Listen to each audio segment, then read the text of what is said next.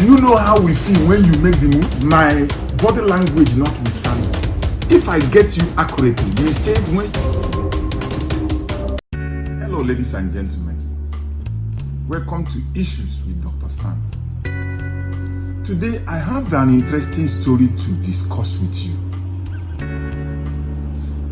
A woman who I can refer to as a friend came to me, and when I look at her, she was moody. I tried to find out what the problem could be. She said, after some time, she now opened up and said, my husband is a very wicked man and selfish for that matter. I was curious because I want to know what actually happened. She told me that the only time my husband comes to me for sex is when he is horny. When I'm horny, he will not show up. My body language notwithstanding, he will pretend as if he did not understand what I was doing.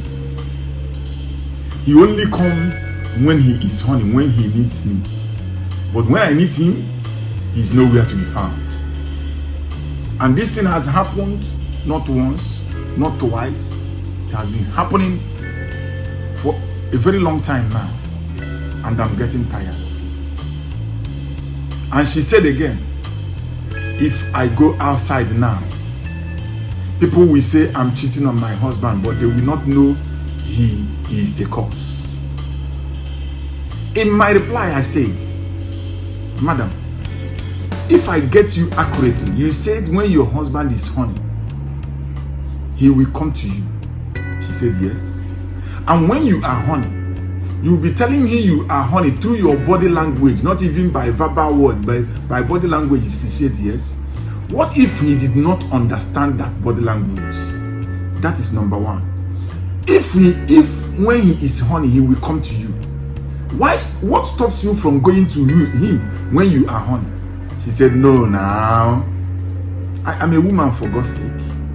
I am not supposed to go to him. We are Africans, and the Igbos for that matter. No responsible woman make the first move. No responsible woman from a responsible home make the first move. It is always the men that make the first move. And I asked her, where and who told you people this?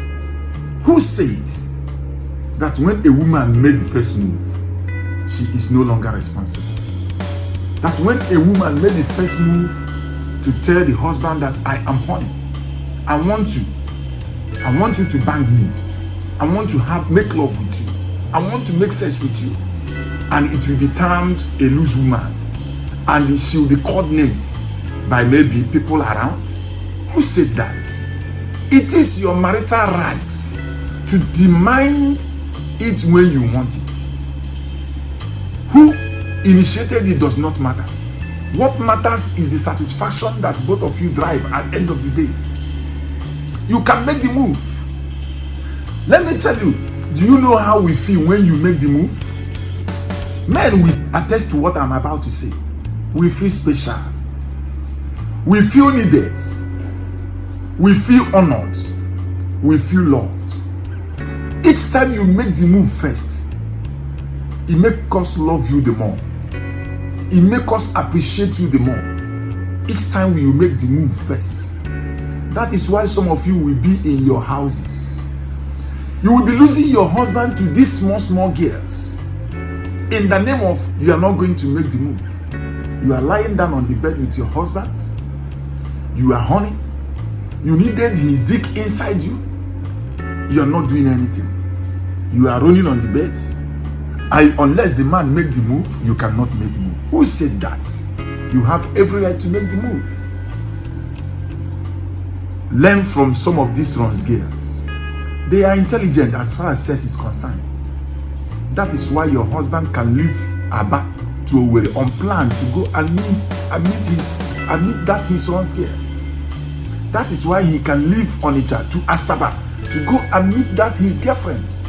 Because the girl knows how to do it. When was the last time you sent a message to your husband and say, honey, I like it the way you banged me yesterday? When was the last time you sent him a message and said, I'm honey, please, I need you inside me now? But these girls can do it. They just call him on phone or send him a voice note. Hello, baby. I can't forget you. I like it the way you gave it to me yesterday. And you know that is a turn on to us.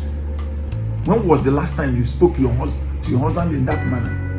The only thing you know how to the only message you know how to send to your husband is, Ekene is sick. Please, when coming back, buy cough syrup.